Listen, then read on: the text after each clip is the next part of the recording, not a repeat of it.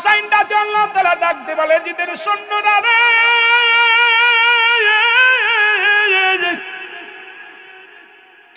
আমি আসি কালেমার দাওয়াত নিয়ে, ইসলামের দাওয়াত নিয়ে, শান্তির বাণী নিয়ে, তোমরা আমারে বাধা দিও না, একটু পানি দাও। পানির জন্য যখন কূপের ধারে গেলেন, কোন কোন কিতাবের মধ্যে আছে মুসলমান পিপাসায় কাতর হয়ে গেছে, কেউ কেউ বলে মুসলমান শুনে নাও তীর আইসা লাগছে, কেউ বলে মুসলমান হত্যা করা হয়েছে, এক একটার মধ্যে এক এক রকম বর্ণনা করেছে। যখন ফোরাত নদীর কিনারায় যাইয়া ও মুসলমান পানির মধ্যে হাত দিয়া কলিজার টুকরারে পানি পান করাইতে গেছে, একটা তীর আসিয়া হযরত আলী আসগরের বুকের মধ্যে লেগে গেছে। আলী আসগরে দেখি আরে চোখের পানি সেরি কাঁদে হুসাইন রাদিয়াল্লাহু তাআলা। কলিজার টুকরা সন্তানকে যখন তীরটা টান দিয়ে বাইর করেছে, কলিজাটা বাইর হয়ে গেছে, চিৎকার মেরে কান্দে নানাজি।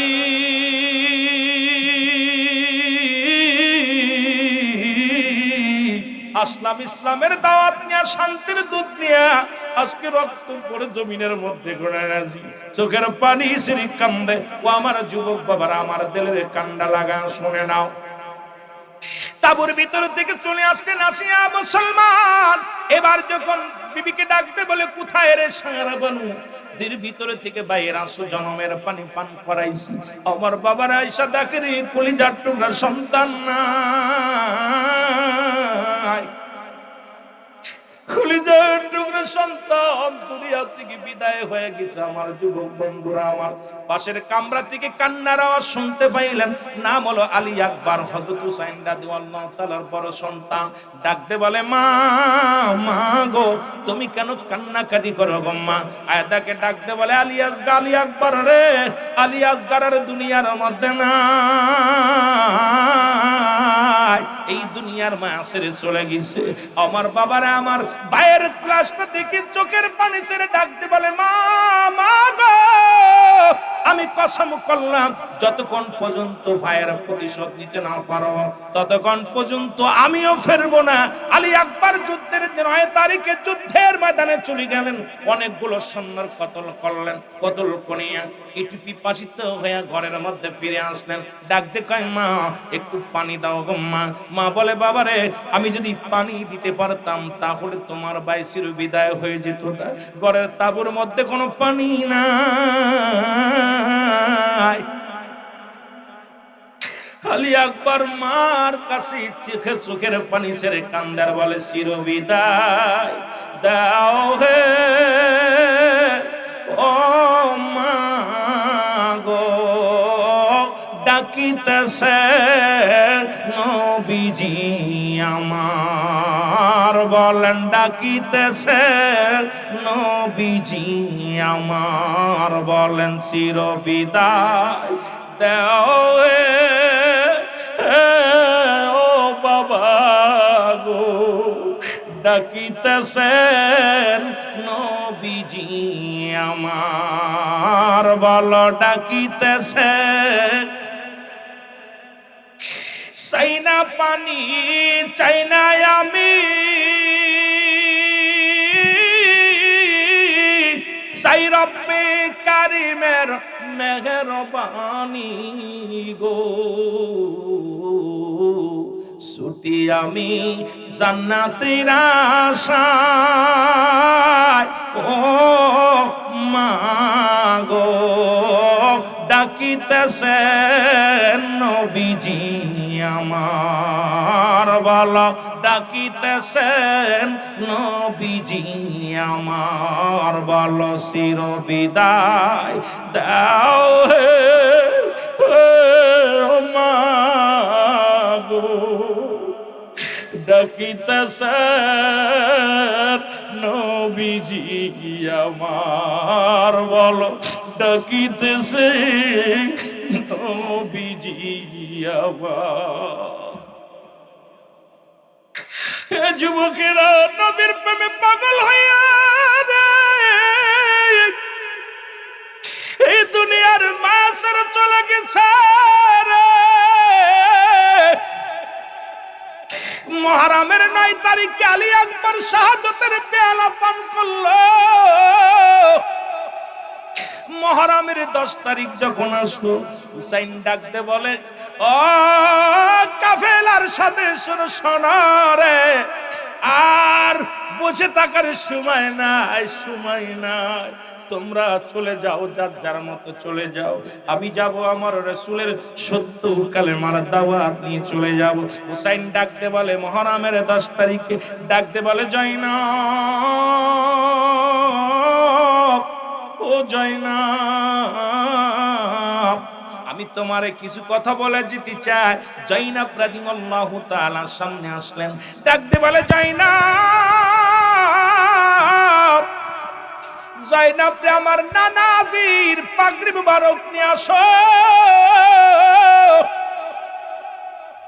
হযরতে জয়নব রাদিয়াল্লাহু তাআলা রাসূলের পাগড়ি মুবারক নিয়ে আসলেন, পাগড়ি মুবারক হাতের মধ্যে দিলেন, পাগড়ি খানা হাতের মধ্যে নিয়ে হুসাইন রাদিয়াল্লাহু তাআলা মাথার মধ্যে লাগাইয়া ডাকতে বলে, নানাজি, আপনার পাগড়ি মুবারক আমি মাথার মধ্যে লাগাইলাম, আমি যেন মরণের ভয় না করি, আমি যেন জীবনকে তোমার আল্লাহর রাস্তায় কুরবানি করে দিতে পারি। নানাজি ডাকতে বলে, জয়নব, ও জয়নব, আমার আব্বাজির জুলফিকার মুবারক নিয়ে আসো।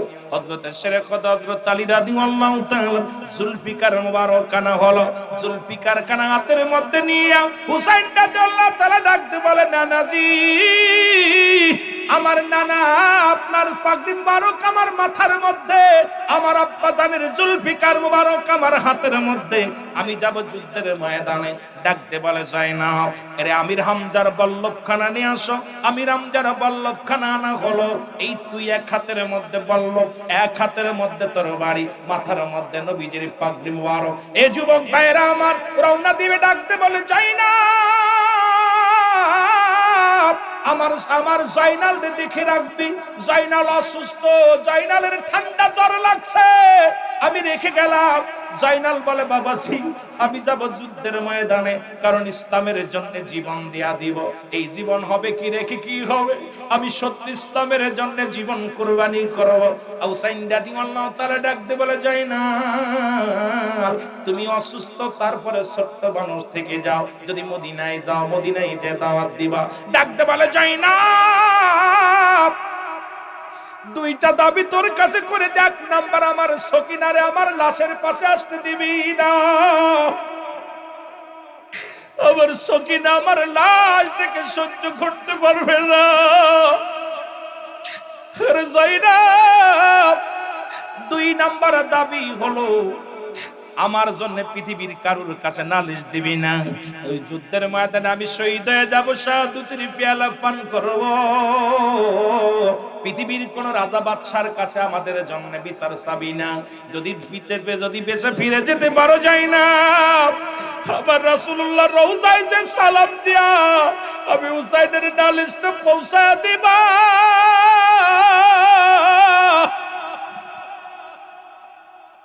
হুসাইন রাদিয়াল্লাহু তাআলা যুদ্ধের ময়দানে রওনা দিলেন, এক হাতে তরবারি, এক হাতে বল্লভ, নানার পাগড়ি মুবারক মাথার মধ্যে ছুটে রওনা দিলেন। কাফেরদের সঙ্গে মোকাবেলা, মুসলমান শুনে নাও, এরে মুসলমান, বাতিলের সঙ্গে শুরু হয়ে গেল যুদ্ধ, এমন ভাবে কাটাকাটি মারামারি শুরু হয়ে গেল। হুসাইন রাদিয়াল্লাহু তাআলার গায়ের মধ্যে 72টা তীর এসে লাগলো। এই দুনিয়ার মধ্যে হুসাইন জমিনের মধ্যে পড়ে গেলেন। হুসাইন রাদিয়াল্লাহু তাআলা যখন জমিনের মধ্যে পড়ে গেলেন, ওই এজিদ ছিল দামেস্কের মসজিদের ইমাম, যিনি 1.25 লক্ষ মানুষের ইমাম ছিলেন, নামাজ পড়াইতেন। আর শেমর কোন বইয়ের মধ্যে দেখলাম শেমর ছিল মুয়াজ্জিন, যিনি আজান দিত। আজকে মুসলমানদের ক্ষতি মুসলমানেরা নিজেরাই করেছে। আজকে ইহুদিদের দোষ দিয়ে লাভ নাই, খ্রিস্টানদের দোষ দিয়ে লাভ নাই। আজকে আমাদের মুসলমানদের ভিতরে শুধু লোভ আর লোভ। মুসলমান আসছে, জোরে বলেন ঠিক কিনা? আমার ভাইরা, আমার বন্ধুরা, আমার হুসাইনের বুকের পরে বসলেন। 21টে বল্লভের আঘাত, 33টি তরবারির আঘাত হুসাইনের গায়ের মধ্যে। হুসাইন রাদিয়াল্লাহু তাআলা জমিনের মধ্যে যখন পড়ে গেলেন, গলার মধ্যে শুরু করে দিলেন, বল্লভ দিয়া বুকের মধ্যে খোঁচাইতে লাগলেন। হুসাইন রাদিয়াল্লাহু তাআলা ডাক দিয়ে বলে, শ্যামল রে, আমাকে মেরে তোর লাভ কি? আমি তো কোনো ক্ষতি করি নাই। আমি তো সম্পদের জন্য পাগল নয়, রাষ্ট্রের জন্য পাগল নয়। আমি এক পাগল মাত্র, আমার দয়াল নবীর দ্বীনের দাওয়াত দেওয়ার জন্য, আল্লাহর দ্বীনের দাওয়াত দেওয়ার জন্য আমি কুফা নগরে আসি। আমাকে মেরে তোদের লাভ কি? বলে, তোমাকে মারতে পারলে আমি হব বড় বড় দায়িত্ব পেয়ে যাব, বড় চেয়ার পেয়ে যাব। আমার বাবারা, আমার বন্ধুরা, আমার এই বুকের মধ্যে খুসাইতে লাগলেন, বড় যন্ত্রণা দিতে লাগলেন। হুসাইন রাদিয়াল্লাহু তাআলা ডাক দিয়ে বলে, ও শ্যামর, আমি তোমারে চিনতে পেরেছি, কারণ আমার নবীজি বলছে মক্কা মদিনার কালো ডোরা কাটা কুকুর তোমার পায়ের মধ্যে কামড় লাগাইছে। সুতরাং আমার বুঝতে আর বাকি নাই, তুমি সেই কালো ডোরা কাটা কুকুর। তোমার হৃদয়ের ভিতর কোনো কান্না তোমার হৃদয়ে লাগবে না, তোমার মনে কোনো দয়া লাগবে না, তোমার মনে কোনো দয়া কিছু থাকবে না।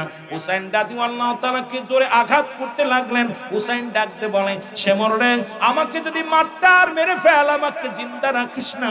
আমার গলার মধ্যে জোরে ফুস দিয়ে ছুরি দিয়া কাটতে লাগলেন, গলা কাটে না। হুসাইন রাদিয়াল্লাহু তাআলা বলে, এই গলার মধ্যে রাহমাতের নবী রাহমাতুল লিল আলামিন সুমা দিছে, সুতরাং হলকমের উপর দিয়া আমার এই পোষ লাগায় দাও, কেটে যাবে। ধীরে ধীরে চালাও ছুরি, ধীরে ধীরে আমারি গলায়, এ গলাতে দিছেন চুমা আমারি নানায়। বলো যে গলাতে দিছেন আমারি নানায়। বলো, ধীরে ধীরে চালাও ছুরি, ধীরে ধীরে আমারি গলায়, এ গলাতে দিছেন গো চুমা আমারি নানা। হুসাইন রাদিয়াল্লাহু তাআলাকে শাহাদাতের পেয়ালা পান করাই, হুসাইনের কাল্লা কাটিয়া তরবারির উপর দিয়া থুতু নিক্ষেপ করা হলো। পণ্যের কাপড় খুলে নেওয়া হলো, পণ্যের কাপড় উলঙ্গ করে দেওয়া হলো। হুসাইনের গায়ের উপর দিয়ে 70টা ঘোড়া চালানো হলো। হুসাইনের গোশতগুলো জমিনের মধ্যে টুকরা টুকরা করে ফেলা হলো। হুসাইন রাদিয়াল্লাহু তাআলা প্রতিটা রক্তের কোনায়, প্রতি গোশতের কোনায় কোনায় ইয়া মুহাম্মাদান, ইয়া মুহাম্মাদান, ইয়া মুহাম্মাদান, নানাজি নানাজি বলে চিৎকার মেরেছিল। জোরে বলেন মার আল্লাহু আকবার। আর একটু জোরে বলেন আল্লাহু আকবার। হুসাইনকে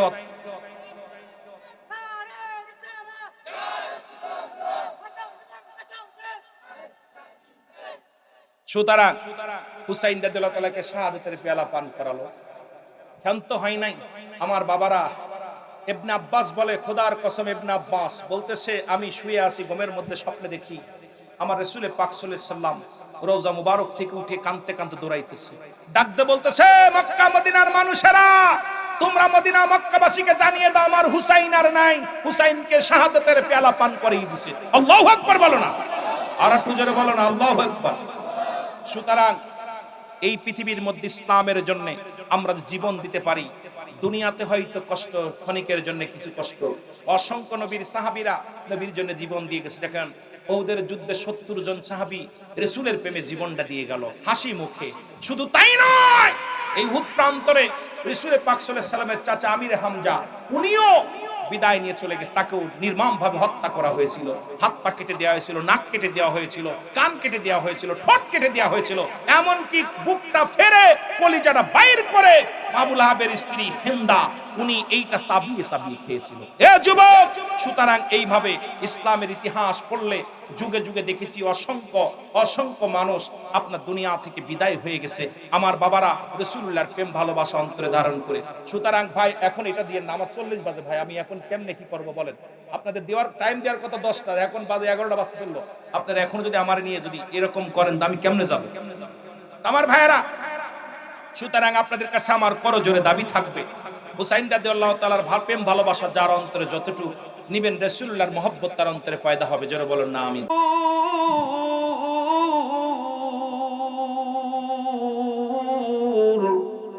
মদিনা আর কত দূর,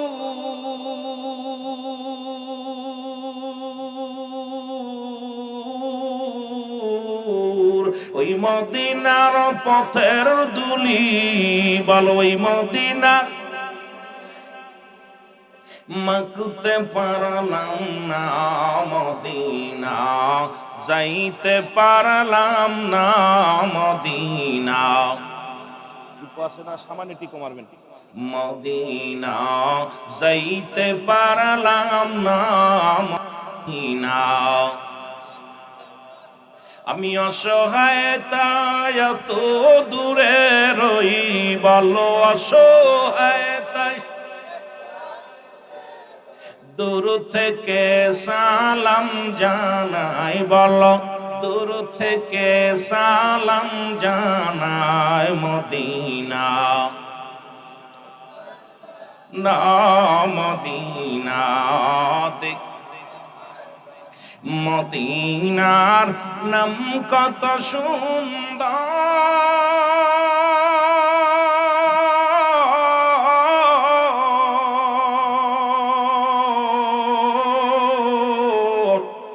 মদিনা কেরে সে অন্তর, এই গরিব দুঃখীর সালাম খানি, গরিব দুঃখীর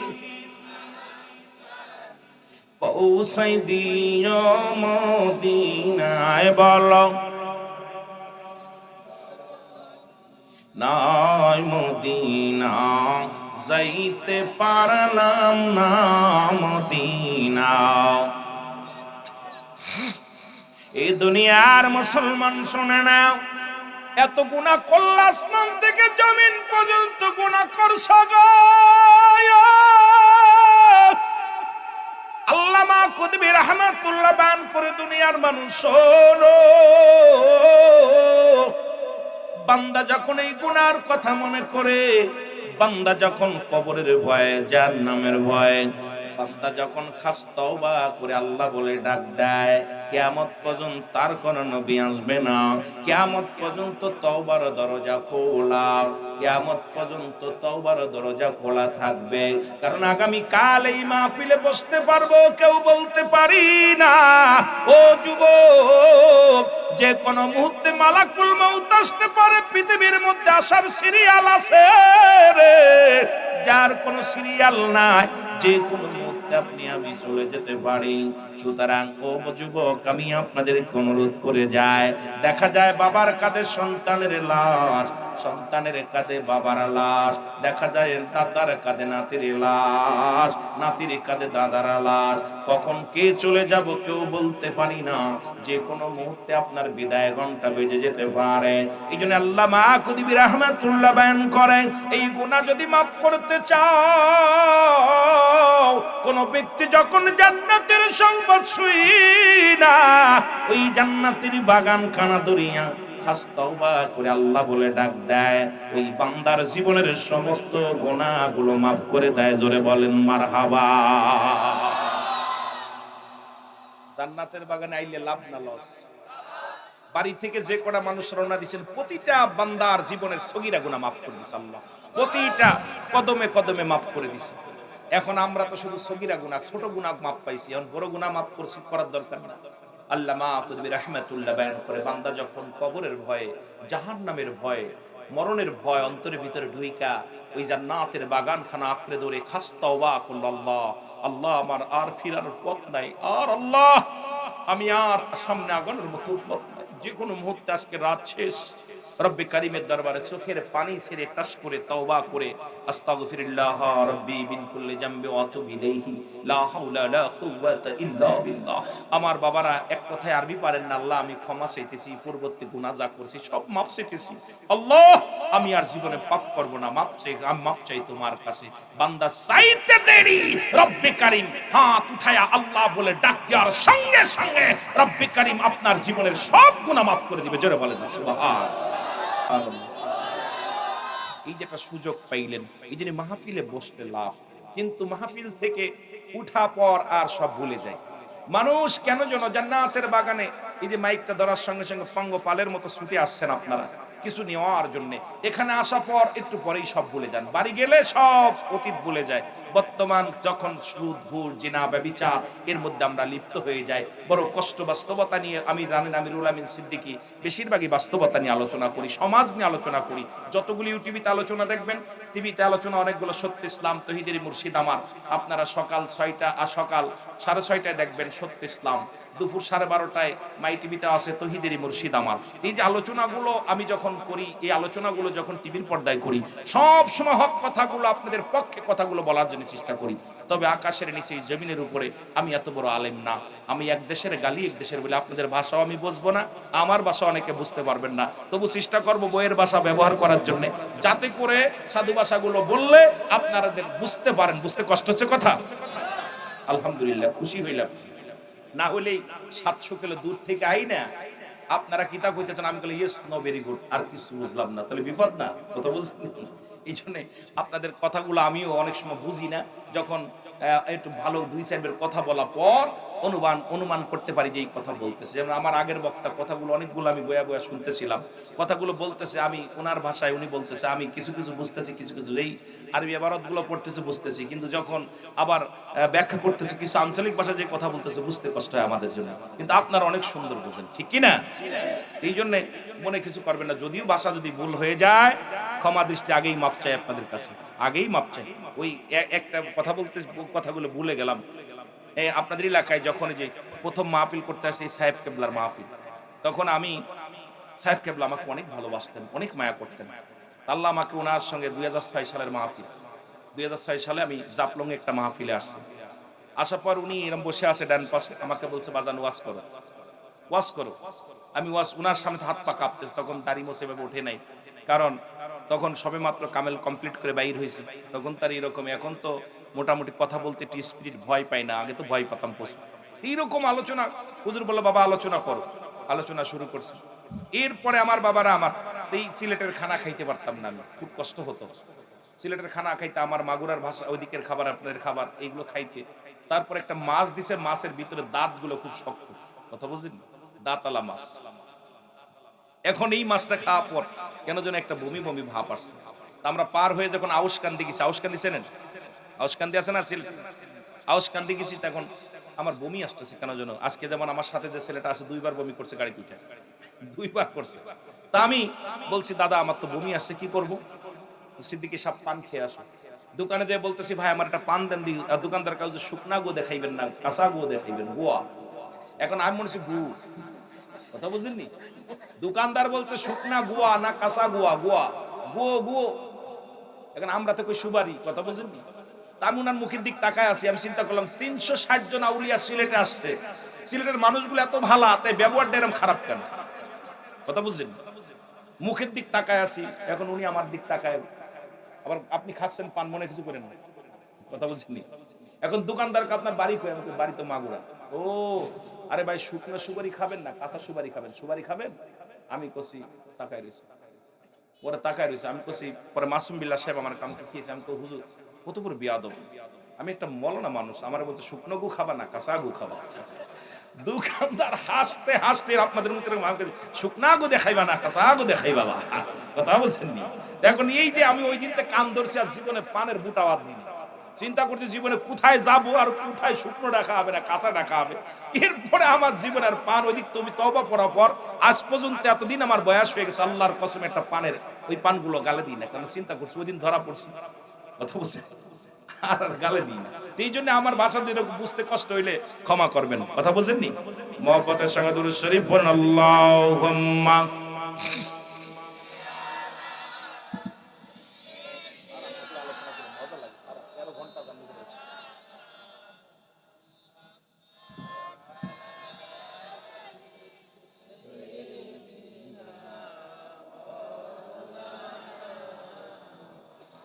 এ দুনিয়ার মুসলমান, বাংলায় বলে পরস্বতী কাতর, একজনের ভালো আরেকজন দেখতে পারে না, ঠিক কিনা? আর রাসূল বলছে বাল হুয়া কিলাব। অনেক আলেম ওলামা আছেন, রাসূল বলছে দুনিয়াটা হলো পচা দুর্গন্ধময়ী। মানুষের চরিত্র হলো কুকুরের চরিত্র। কুকুর যেমন দুনিয়ার মধ্যে সব মুসলমান মরি পাইলে খুশি হয়, দেখবেন আপনাদের এলাকার মধ্যে যদি একটা গরু মারা যায়, এটা যদি কোনো কুকুর আগে টের পায়, ওর জীবনতে এত বড় মুড়ি খাইতে পারবে না, কিন্তু কাউকে ভাগ দিবে না, ওর সামনে খাইয়া দাঁড়ায় থাকবে। এই এই, কোন দিয়ে এত বড় একটা মুড়ি কেউ খাইতে পারবে? কিন্তু ওর চক্ষু লজ্জা নেই, কাউকে ভাগ দিবে না, নিজে যাইতে বাইরে কামড়িয়ে একদম ঠ্যাং ঠুং ঘোরাঘুরি করে বলেন ঠিক কি? মুসলমানদের অবস্থা কি অবস্থা খুব খেয়াল করবেন। ও যুবক ভাইরা আমার, বন্ধুরা আমার, এই খালি কুকুরে মরি খায় না, আরো প্রাণী খায়, যদি কাকেও খায়। যদি বলা হয় এই জমিনের মধ্যে একটা গরু মারা গেছে মুসলমান, এই নাসিমপুরের জমিনের মধ্যে, দেখা যায় কাকগুলো চক্ষু লজ্জা আছে, কা কা করে সিলেট অঞ্চলে সুনামগঞ্জের যত সাতকের জমিনে যত কাক আছে সবাইকে খবর দেয়। কেউ হাত পাও খায়, কেউ লেজ খায়, কেউ বুড়ি খায়, কেউ চোখ খায়। মুসলমান কাকের চক্ষু লজ্জা আছে, তার জাতি ভাইকে ঠগায় না, এরা বাগাবাগি করে খায়। আর কুকুরের চক্ষু লজ্জা নাই, একা খাইতে চায়। বর্তমান মুসলমানদের অবস্থা একই রকম হয়ে গেছে। কুকুরের চরিত্র কেউ কারো সহ্য করতে পারে না। আজকে মুসলমানদের মধ্যে পীর ও পীরকে দেখতে পারে না, মাদ্রাসার ছাত্র বাইরে দেখতে পারে না। আজকে সমাজের মধ্যে যতদিন পর্যন্ত মুসলমান এক কুকুরের মধ্যে প্ল্যাটফর্মের মধ্যে না দাঁড়াইবে, ততক্ষণ পর্যন্ত জুতার বাড়ি খাওয়া মাফ হবে না। জোরে জোরে বলেন ঠিক কিনা? ও কয় সোহর টুপি, ও কয় গোল টুপি, ও কয় ফারা পাঞ্জাবি, ও কয় গোল পাঞ্জাবি, ও কয় মিসাক্কর, ও কয় বিরাজকর, ঠিক না?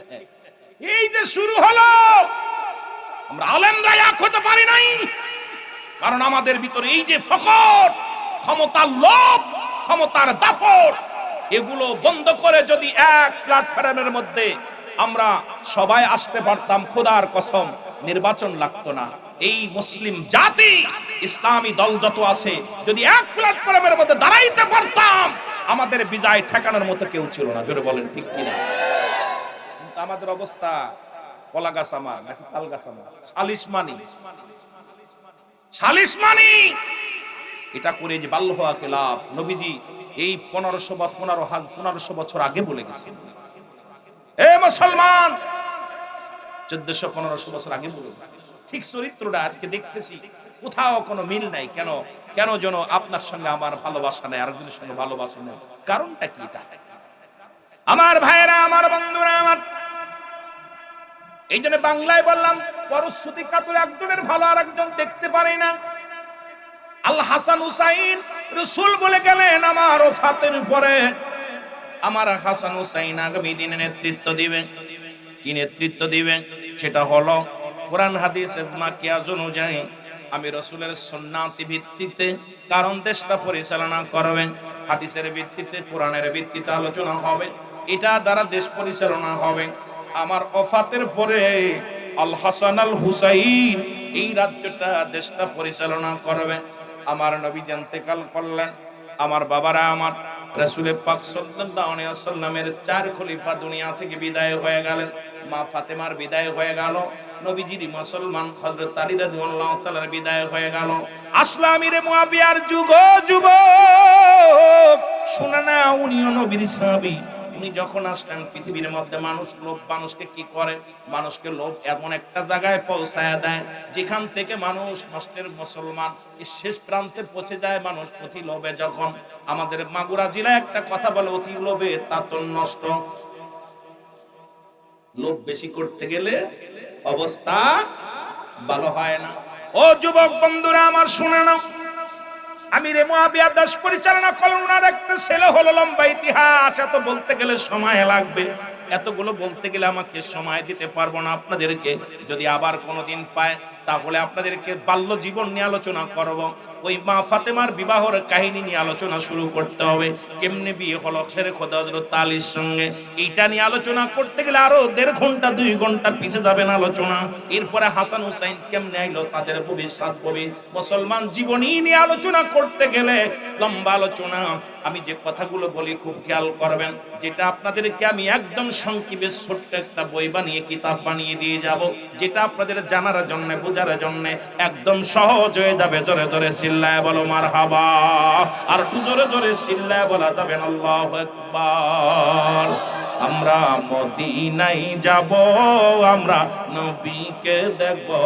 বলেন মদিনার পাগল, আমরা নবীজির পাগল। বলেন মদিনা, মদিনার দুলবালি মর, মদিনার দুলবালি মর চোখের কাজল। আমরা মদিনার পাগল,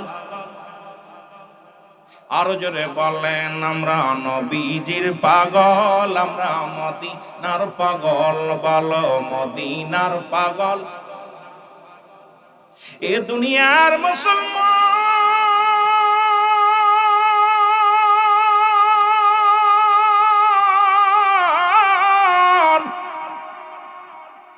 আমিরে মুআত্তামিয়া বিয়া তার কলিজার টুকরো সন্তান এজিদকে ডাক দিয়ে বলে, বাবা,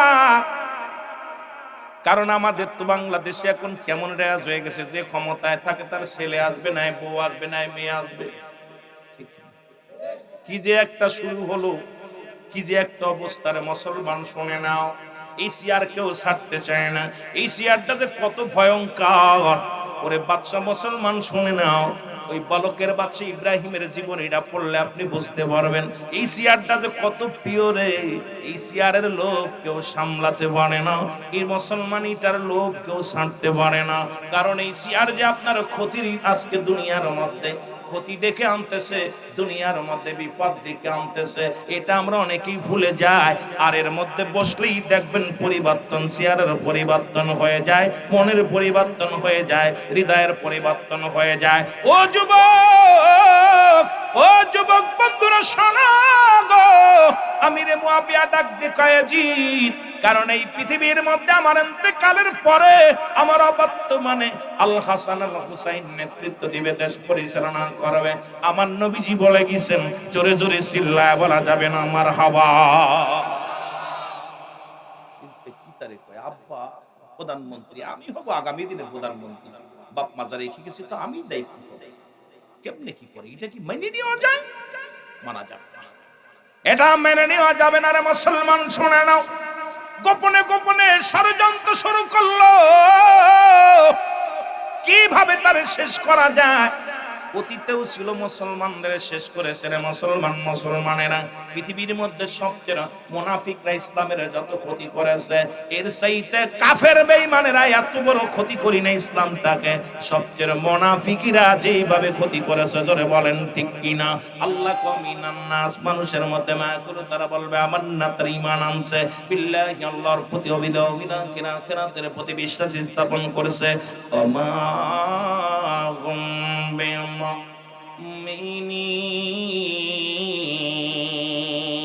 ওই চোরেরা, আল্লাহ কি কয়? আল্লাহর কুরআন বলতেছে না, শব্দের অর্থ হলো মানুষ। এই মানুষের মধ্যে ধোঁকাবাজ, বেঈমান, চোর, বাটপার সব আছে। এগুলো আলোচনার মধ্যে আসলে সব বাইর হয়ে যাবে। জোরে বলো আল্লাহু আকবার।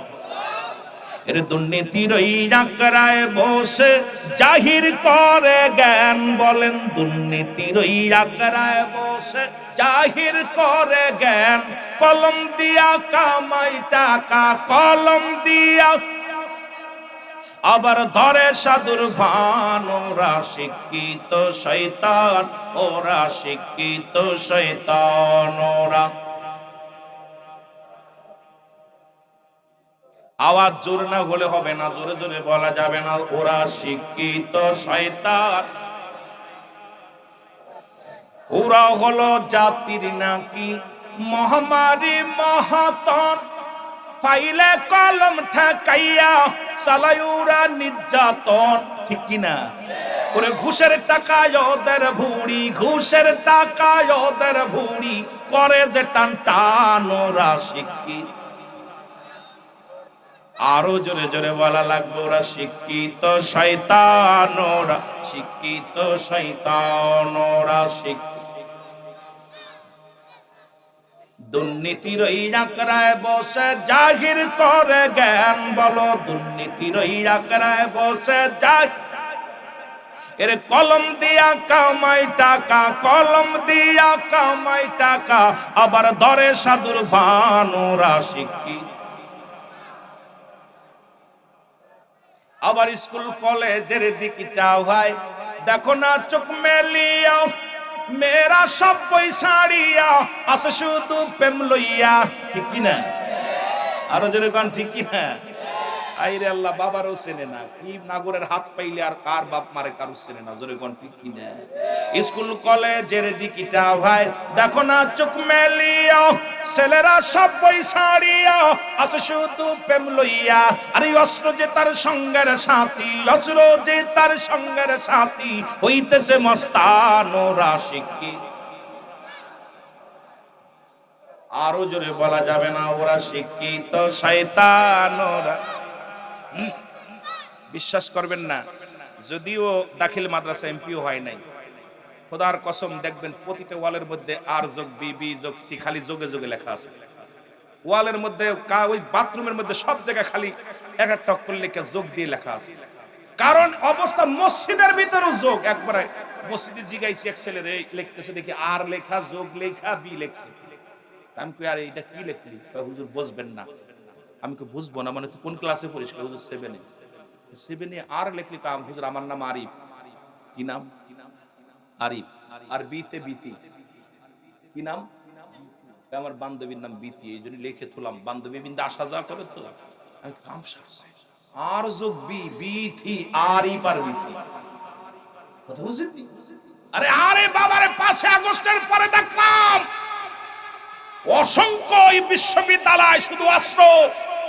আজকে যারা শিক্ষক তারা খাতা কলম টানতে টানতে তাদের মাজা ব্যাকা হয়ে গেছে, আর এখন ছেলেদের অস্ত্র টানতে টানতে মাজা ব্যাকা হয়। জোরে বলেন ঠিক কিনা?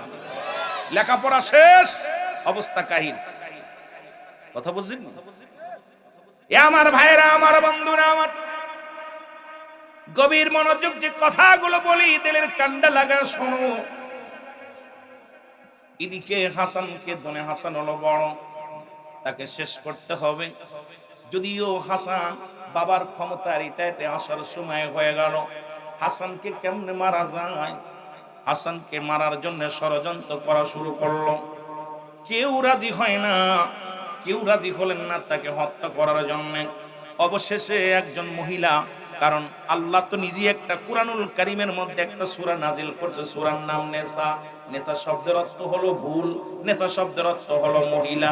এটার ব্যাখ্যা করবেন, মজা লাগবে, যেহেতু আলিয়া মাদ্রাসা এখানে বাবারা ভালো করে ব্যাখ্যা বুঝবেন, ভালো করে তাফসীর বুঝবেন।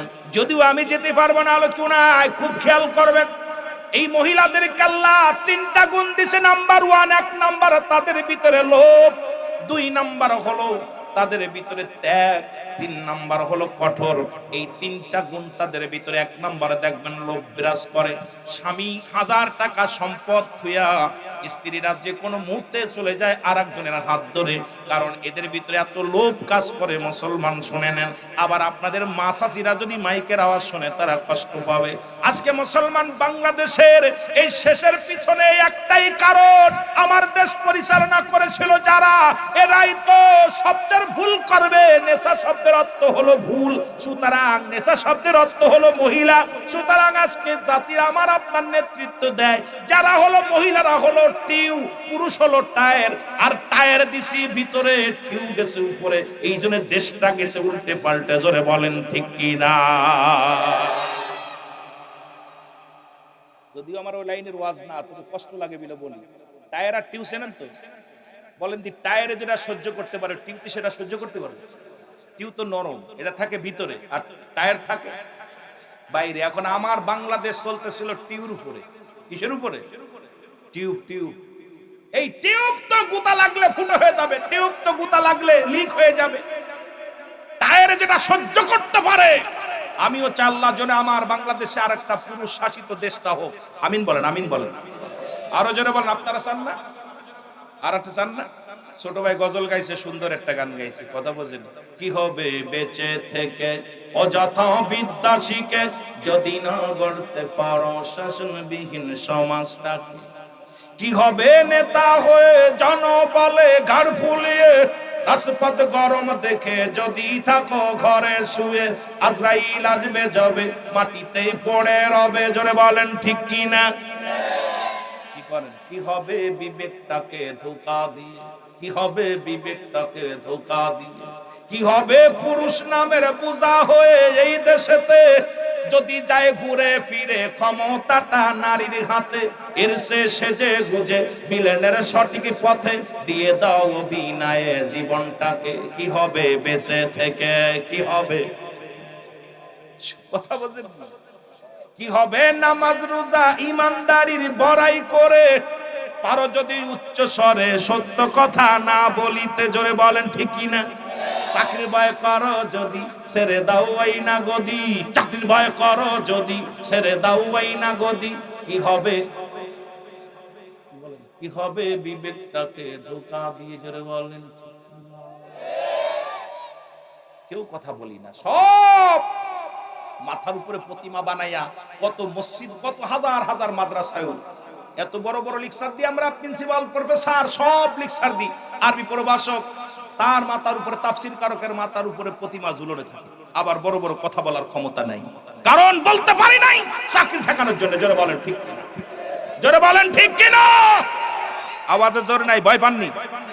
আমি 700 কিলো দূর থেকে যদি ভয় না পাই, আপনি কেন ভয় পাবেন? কেন ভয় পাবেন? কারণ মরতে হবেই, এইটা থেকে বাঁচার কোন পথ বলেন দি? আজ মলু মরবো, কাল মলু মরবো, কথা বলছেন দি? পয়সা থেকে লাভ আছে? এগুলো দেইকা নিজেরা দুর্নীতি করবো না, কারোর করতেও দিব না। জোরে বলেন ঠিক কিনা? উচ্চ গলায় বলতে হবে, জোরে বলেন ঠিক কিনা? আমার ভাইরা, আমার বন্ধুরা, আমার হুসাইন রাদিয়াল্লাহু, হাসান রাদিয়াল্লাহু তাআলাকে বিষের পেয়ালা পান করাইলো। ওই কুটনি বুড়ি মেয়েরা মানুষের দেখবেন বেশি। নবীজি বললেন আমি জাহান্নামের মধ্যে গেলাম, ওই জাহান্নামের মধ্যে দেখলাম অধিক পরিমাণ নারীরাই জাহান্নামী। রাসূলুল্লাহ বললেন, আম্মা জান আয়েশা সিদ্দিকা বলে, ইয়া রাসূলুল্লাহ, ইয়া হাবিবাল্লাহ, কারণ কি? বলে নবী গো, ও আমার আম্মা জান শোনো, শুনে নাও। নবীজি তার বিবিদেরকে বললেন, ওই সমস্ত নারীরা ওই পৃথিবীর মধ্যে স্বামীর নামে লানত করতো, এই লানতকারী মহিলারাই জাহান্নামের মধ্যে বেশি পরিমাণ, অধিক পরিমাণ জাহান্নামী। আরেকটা জাহান্নামে দেখলেন, মুসলমান শুনে নাও, এই দুনিয়ার মধ্যে কি বাদখোর, সুদখোর আর ঘুষখোর নবী দেখলেন আগুনের নদীর মধ্যে তাদের নিক্ষেপ করা হয়, আর আগুনের গুল্লাগুলো ধরে ধরে তারা খাইতেছে। রাসূল বললেন, ওরা কারে? জিবরিল বলে, হুজুর এই দুনিয়ার মধ্যে এরা ছিল পৃথিবীর মধ্যে সবচেয়ে গীবাতখোর, আর ছিল ঘুষখোর আর সুদখোর। এই 3 শ্রেণী মানুষকে এই নদীর মধ্যে নিক্ষেপ করা হবে। ও আমার বাবারা, আমার বন্ধুরা, আমার শুনে নাও, আজকে আমার সমাজ, আমার জাতি দুর্নীতিতে ভরে গেছে। জোরে জোরে চিল্লায় বলা যাবে না, ঠিক কিনা? আমার ভাইরা, আমার বন্ধুরা, আমার হাসান রাদিয়াল্লাহু তাআলা বীজ যখন পান করছে রে,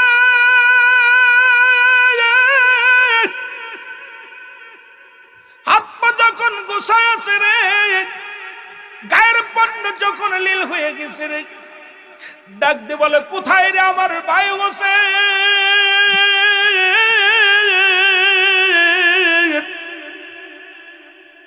হুসাইন ছুটে আস, হুসাইন রাদিয়াল্লাহু তাআলা ছুটে আসলেন, এসে দেখে ভাই বিষ পান করে এই দুনিয়ার মধ্য থেকে বিদায়ের পথে। ডাক দে বলে, ভাই রে, কে তোরে বিষ পান করাইছে বলো? বলে, ভাই রে, আমি বলবো না আমি বিষ পান করাইছি, কে বলবো না, তবে আমার পরে তোমার বিপদ আসবে। যেদিন ওই বিপদের মধ্যে পড়বা, সেদিন দুনিয়ার কোন মানুষের ডাক দিবা না, সেদিন রাহমাতুল লিল আলামিন নবীকে ডাকবা। জোরে জোরে চিল্লায় বলা যাবে না আল্লাহু আকবার। চির বিদায় দাও হে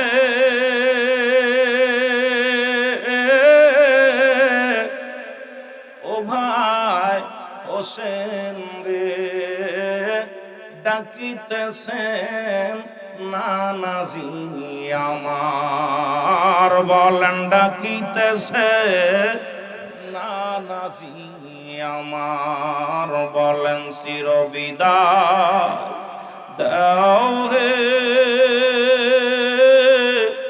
ও ভাই হোসেন রে, ডাকিতেছে নানাজি আমার, বলো ডাকিতেছে ও ভাই হোসেন রে,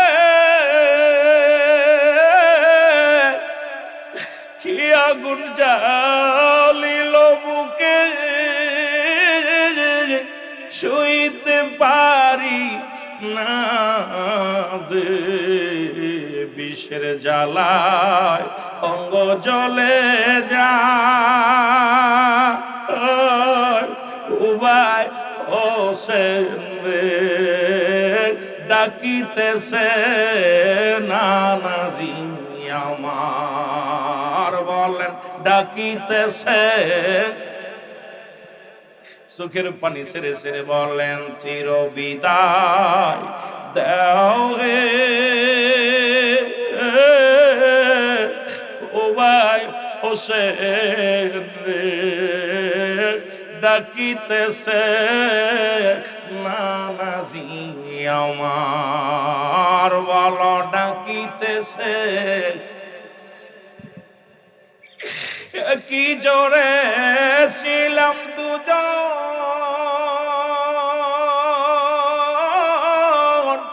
সুখে দুঃখে করতাম আলাপ গো, ডাকে মরে কবুল করছে দোয়া আল্লাহ জিয়া আমার। ও ভাই হোসেন রে ডাকিতেছে নবীজি আমার, বলো ডাকিতেছে।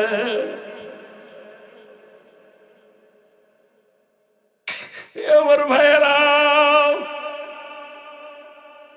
হুসাইন রাদিয়াল্লাহু তাআলা হাসান রাদিয়াল্লাহু তাআলাকে বুকের মধ্যে ডাক দেয়া চোখের পানি ছেড়ে কাঁদতে বলে, হাসান রে জোরের ভাই কে তোরে বিষ পান করেছে বলো,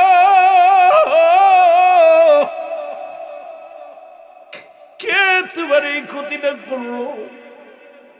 হাসান রাদিয়াল্লাহু তাআলা ডাক দিয়ে বলে, ভাই হোসেন রে আমার পরে তোমার বিপদ আসবে, বেশি দিন আর দেরি নয়,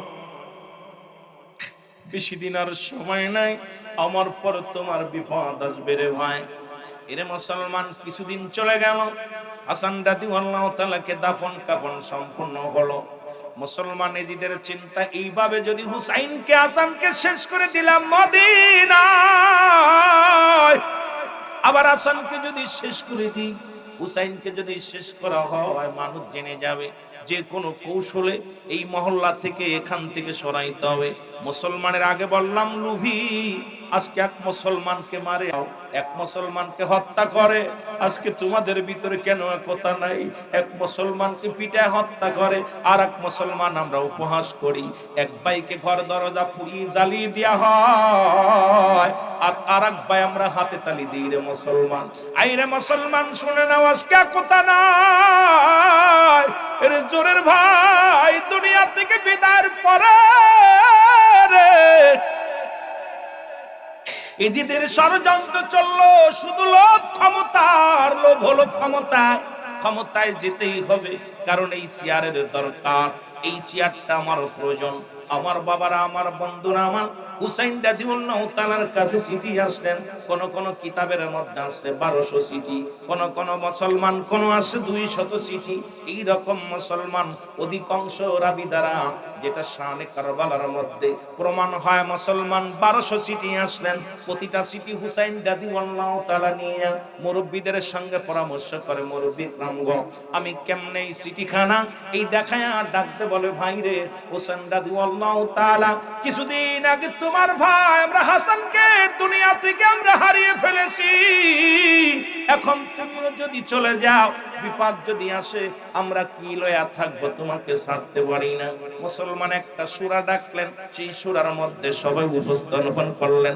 হুসাইন রাদিয়াল্লাহু তাআলা ডাকতে বলে, ও মক্কা মদিনার মানুষেরা রে, আমি যাব কুফা নগরে, কারণ ইসলামের দাওয়াত দেওয়ার জন্য, কালেমার দাওয়াত দেওয়ার জন্য।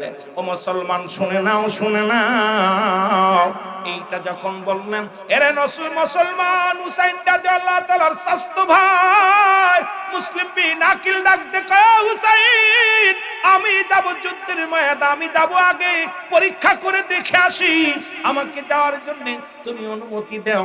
সবাই বললেন ঠিক আছে, মুসলিম বিন আকিলকে সুযোগ দেওয়া হোক। মুসলিম বিন আকিল কিছু খাবার নিয়ে, কিছু লোক নিয়ে রওনা হয়ে গেলেন। তারা দুটি কলিজার টুকরা সন্তান।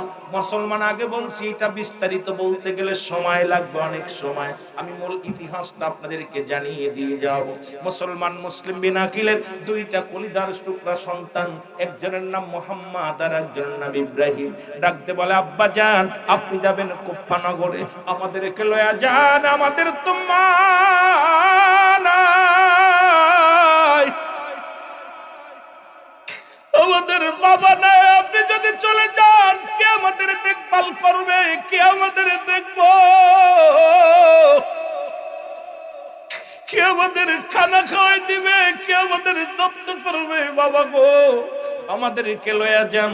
মুসলিম বিন আকিলকে সঙ্গে করে মুসলমান, শুনে নাও শুনে নাও, মোহাম্মদ ইব্রাহিমকে সঙ্গে করিয়া মুসলমান মুসলিম বিন আকিল রওনা হয়ে গেলেন, এই কুফার দিকে রওনা হয়ে গেলেন। ওখানে গেলেন ও মুসলমান হুসাইনের নাম শুনিয়া 1000 নয় 70,000 ও যুবক, অসংখ্য মানুষ মুসলমান হয়ে গেলেন। কালেমার মালা পড়ে, তারা কালেমার মালা পড়ে মুসলমান হয়ে গেলেন। লা ইলাহা ইল্লাল্লাহু। যেমনে মুসলমান এসেছিলেন, শাহজালাল ইয়ামানি গোরগোবিন্দ বলল কোন দাড়িওয়ালা টুপিওয়ালা আসতে পারবে না, ঠেকাও একটা মাত্র। এ যুবকের, সিলেটের যুবকের ইতিহাস ভুলে গেলে চলবে না। শাহজালাল যখন আসবে 360 জন আউলিয়া নিয়ে গোরগোবিন্দ ঘোষণা করে দিলেন, তোমরা কেউ দাড়িওয়ালা টুপিওয়ালা পাগড়িওয়ালা পাঞ্জাবিওয়ালাকে সিলেটের জমিনে ঢুকতে দিব না। যদি কোনো ব্যক্তি তাকে ঢুকতে দাও, তাকে শিরচ্ছেদ করা হবে। পথ বন্ধ, বিমান পথ বন্ধ, সব রুট ঘাট বন্ধ করে দিলেন। আপনার ইতিহাস শুনলে মুসলমান আজকে এগুলো আমাদেরকে ভুলায় রাখছে, এগুলো পাঠ্য বইয়ের মধ্যে দেয় না। কারণ শাহজালালের জীবনীটা যদি পাঠ্য বইয়ের মধ্যে দেয়, সিলেটের মানুষগুলো নবী প্রেমিক কলি প্রেমিক হয়ে যাবে, এটা ওই নাস্তিকেরা করতে দিবে না। এই জন্য বইয়ের ভিতরে থেকে এদের নামগুলো সরিয়ে নিছে। যুবক বাবারা আমার, 360 জন আউলিয়া নিয়া যখন শাহজালাল ইয়ামানি আসলেন, এসে দেখে নৌকা নাই, বাস নাই, কোন যানবাহন নাই, 360 জন আউলিয়া নিয়া সুরমা নদীর কিনারায় দাঁড়ায়া চোখের পানি ছেড়ে কাঁদতে লাগলো, আল্লাহ আল্লাহ, আমি কেউ ইয়ামেন হইয়া, মদিনা হইয়া, ইয়ামেনে হইয়া আমাকে পাঠাইলো বাংলার জমিনে, সিলেটের জমিনে। আল্লাহ, এখানে আসলাম আমি ইসলামের দাওয়াত দেওয়ার জন্য, কালেমার দাওয়াত দেওয়ার জন্য। আল্লাহ, এখন দেখি আমি যাইব কেমন করে। সুরমা নদীর কিনারায় বসে বসে কাঁদতে লাগলেন। ওলিদের কাছে আসে ইলহাম, আল্লাহর ওলিদের কাছে আসে ইলহাম, নবীদের কাছে আসে ওহী। খবর এসে গেল, ও শাহজালাল টেনশন করো না, তোমার ঘাড়ের ওই জায়নামাজটা ফেলায় দাও সুরমা নদীর ভিতরে। সুরমা নদীর ভিতরে যখন ফেলায়া দিলেন, একজন নয় দুজন নয়, 360 জন আউলিয়া পার হয়ে গেলেন সুরমা নদী। ও যুবক শুনে নাও শুনে নাও, এখান থেকে শাহজালাল যখন পার হয়ে যখন গেলেন, প্রথমেই আযান দিলেন। আযানের ধ্বনি শুনিয়া গোরগোবিন্দর দালান থরথর করে কাঁপন শুরু করে দিল। যখন নারায়ে তাকবীর স্লোগান দিলেন, নারায়ে রিসালাত স্লোগান দিলেন, ও মুসলমান দালানগুলো খসে খসে পড়ে গেল। এ শুধু তাই না রে যুবক, আজকে সিলেটের জমিনেরা তোমরা গরুর গোশত খাও, এই পুরানো দিন তার একটা ছেলে হলো সুন্নাতে রাসূল, সুন্নাত আকিকা পালন করার জন্য ছেলের জন্য একটা গরু জবাই করলো। এই গরুটা যখন জবাই করিয়া মুসলমান চামড়া, তার হাড্ডি গুড্ডি এগুলো পুঁতে রাখলেন, কান মাথাগুলো পুঁতে রাখলেন মাটির মধ্যে। কাকার কুকুরে খুইসা উঠাইলো, উঠে একটা কান নিয়া, একটা শিং নিয়া এটা গোরগোবিন্দর ঘরের সামনে রেখে দিল। সকালবেলা যখন ঘুম থেকে মুসলমান গোরগোবিন্দ উঠছে, ওইটা তাকে রে মার একটা অঙ্গ, যারা হিন্দুরা তারা গরুকে মা বলে।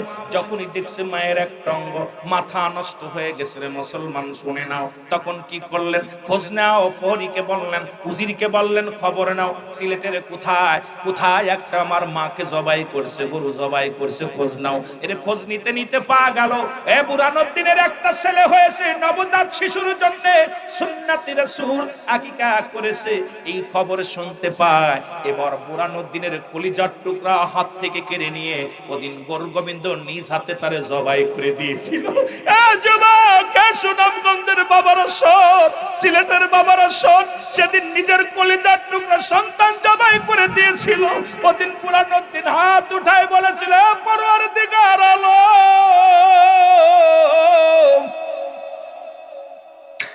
আমি আমার সন্তানের বিচার চাই না। এমন একটা দিন যেন আসে সিলেটের অলিগলির মধ্যে গরু জবাই হয়, মুসলিমেরা যেন গরুর গোশত খাইতে পারে। আজকে তোমরা সেই গোশত খাওয়ার অলিদের বিরোধিতা করো, ওরা গরুর গোশত খাওয়ার অলি আল্লাহর দুর্নাম করো। তোমাদের মতো নাফরমান মানুষ আর দুনিয়ার মধ্যে নাই। জোরে বলেন ঠিক কিনা?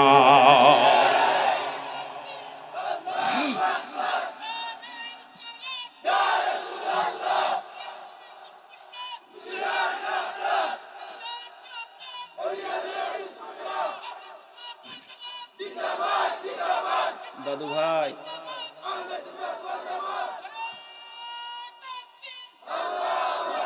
আমি আপনাদের কাছে দাবি করবো, ওলি আল্লাহ আপনাদের মানেন না, দরকার নাই। ভালো লাগলে মানবেন, না লাগলে দরকার নাই, কিন্তু ওলি আল্লাহর সঙ্গে দুশ্মনী করেন না। আজকে সিলেটের জমিনে গরুর গোশত খাবেন আর ওলির বিরুদ্ধে কথা বলবেন।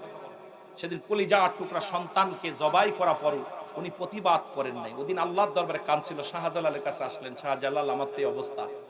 দুজন মিলা দুরাকাত নফল নামাজ পড়ে ডাকছিল, আল্লাহ আজকে যারা আমার এই জমিনের মধ্যে, সিলেটের জমিনে আমার সন্তানের বদলে, যারা আমার আজকে গরুর বদলে আমার সন্তানকে যারা জবাই করে দিল, দুনিয়া বাবার সামনে সন্তানের গলায় ছুরি বাঁধায় দিছে।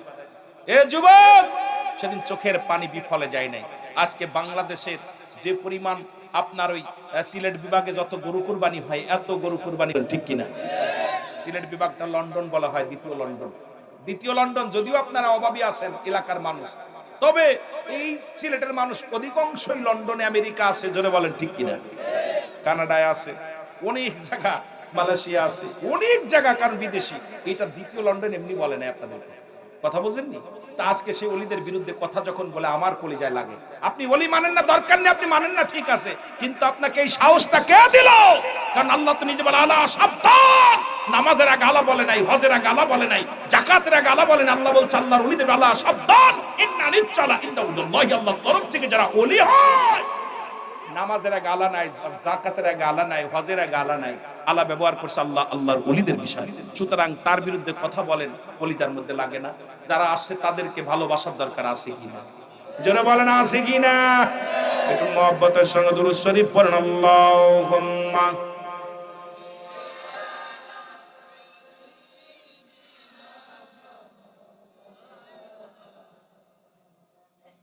ওয়ালা আলি সাইয়্যিদিনা। এ দুনিয়ার মুসলমান,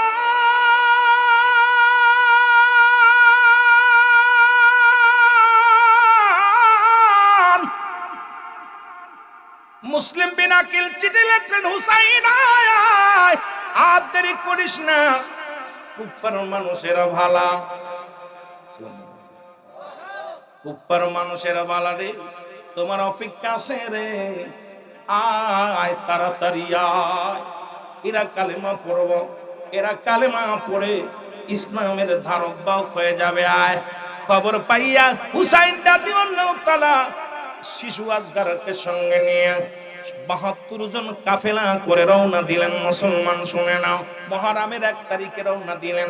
রওনা দিয়ে যখন চলে গেলেন, রওনা দিতেছে জোরে বললেন, দিকে দিকে হাসি, সব বলকে খুশি রে, হুসাইন চলেছে কারবালাতে, বলো হুসাইন। কিছু ব্যাককলেরা কইতে পারে, হুজুর যাচ্ছে কারবালা, আবার আজান দাও, এই কারবালা কি মারামারি করতে যাচ্ছে? ইসলামের দাওয়াত দিতে আনন্দ, আমি তো বাড়ি থেকে আইছি ওয়াজ করার জন্য। আপনারা যারা ওয়াজ শুনতে আইছেন, আপনাদের মনে একটা আনন্দ ছিল না? এখানে কি হত্যা করবে কেউ জানেন? মারে ফেলবে জানেন? হুসাইন তো যাচ্ছে কালেমার দাওয়াত দিতে। এখন অনেক কথা হাসি কেন হবে, হাসি না কি করবে, কানতে কানতে যাইব নি। আর রাসূলুল্লাহ দাওয়াত দিব, দলে দলে মানুষ ইসলাম ধর্ম কবুল করবে। বলেন দিকে দিকে হাসি সব লোকে খুশি রে হোসাইন কারবালাতে বলো হোসাইন চলেছে। ৭২ জন কাফেলায় শিশু আসগর সঙ্গে যায়, ৭২ জন কাফেলায় শিশু আসগর সঙ্গে যায়, দিতে নবীজির কালেমার দাওয়াত রে হোসাইন চলেছে কারবালাতে বলো হোসাইন। আরো জোরে জোরে বললেন দিকে দিকে হাসি সব লোকে খুশি রে হোসাইন। কোথায় আমার নানাজি দাওয়াত দিব আজি, কত মানুষ কবুল করবে যে, হায় হায় কুপার মানুষ দাওয়াত কবুল করবে যে, হোসাইন চলেছে কারবালাতে বলো হোসাইন। আয় হায় দিকে দিকে হাসি সব লোকে খুশি রে হোসাইন। আরো জোরে জোরে বললেন হোসাইন। আল্লাহু আকবার ধ্বনি কাফেলা তাই চলি, আল্লাহু আকবার ধ্বনি কাফেলা তাই চলি, সবার মুখে আনন্দের হাসি রে হায় হায়, সবার মুখে আনন্দের হাসি রে হোসাইন চলেছে তে বলো হোসাইন। এই দিকে দিকে হাসি সব লোকে খুশি রে হোসাইন। আরো জোরে জোরে বললেন হোসাইন চলেছে। কোথায় আমার নানাজি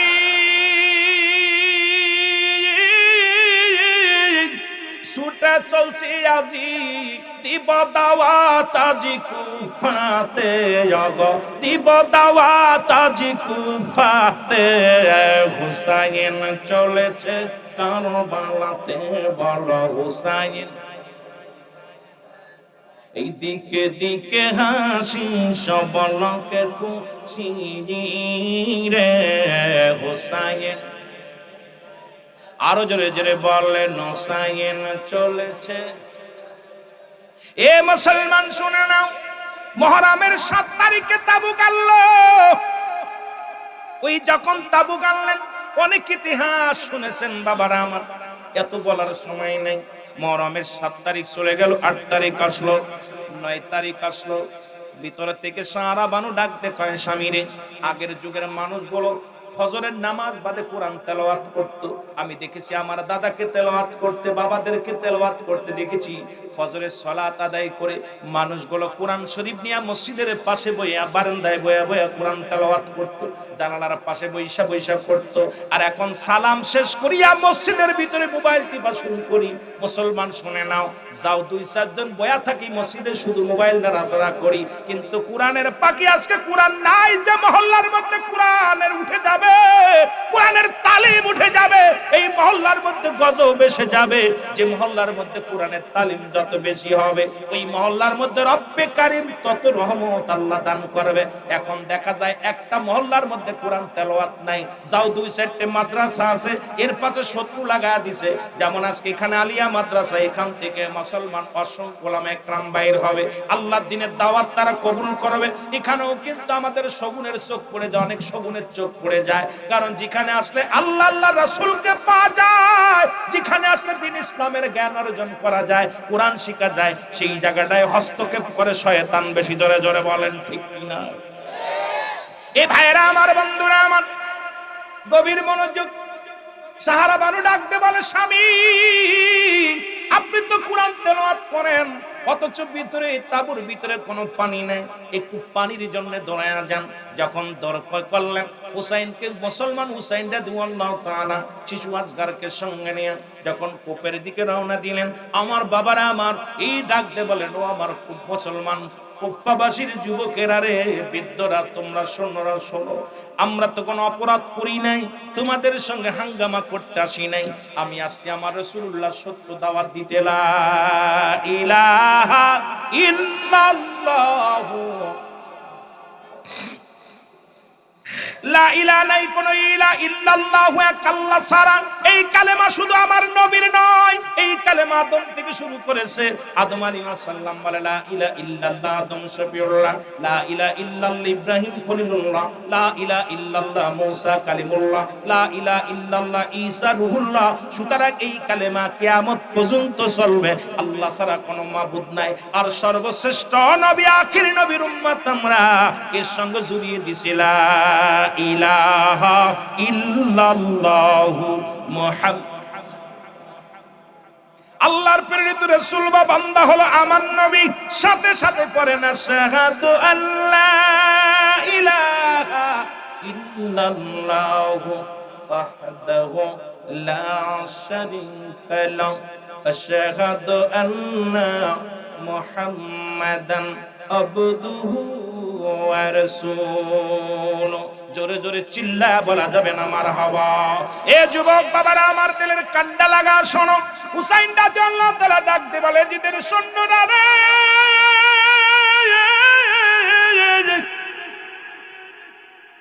আমি আসি কালেমার দাওয়াত নিয়ে, ইসলামের দাওয়াত নিয়ে, শান্তির বাণী নিয়ে। তোমরা আমারে বাধা দিও না, একটু পানি দাও। পানির জন্য যখন কূপের ধারে গেলেন, কোন কোন কিতাবের মধ্যে আছে মুসলমান পিপাসায় কাতর হয়ে গেছে। কেউ কেউ বলে মুসলমান শুনে নাও তীর আইসা লাগছে, কেউ বলে মুসলমান হত্যা করা হয়েছে। এক একটার মধ্যে এক এক রকম বর্ণনা করেছে। যখন ফোরাত নদীর কিনারায় যাইয়া ও মুসলমান পানির মধ্যে হাত দিয়া কলিজার টুকরারে পানি পান করাইতে গেছে, একটা তীর আসিয়া হযরত আলী আসগরের বুকের মধ্যে লেগে গেছে। আলী আসগরে দেখিয়া রে চোখের পানি সেরি কাঁদে হুসাইন রাদিয়াল্লাহু তাআলা। কলিজার টুকরা সন্তানকে যখন তীরটা টান দিয়ে বাইর করেছে, কলিজাটা বাইর হয়ে গেছে। চিৎকার মেরে কান্দে নানাজি,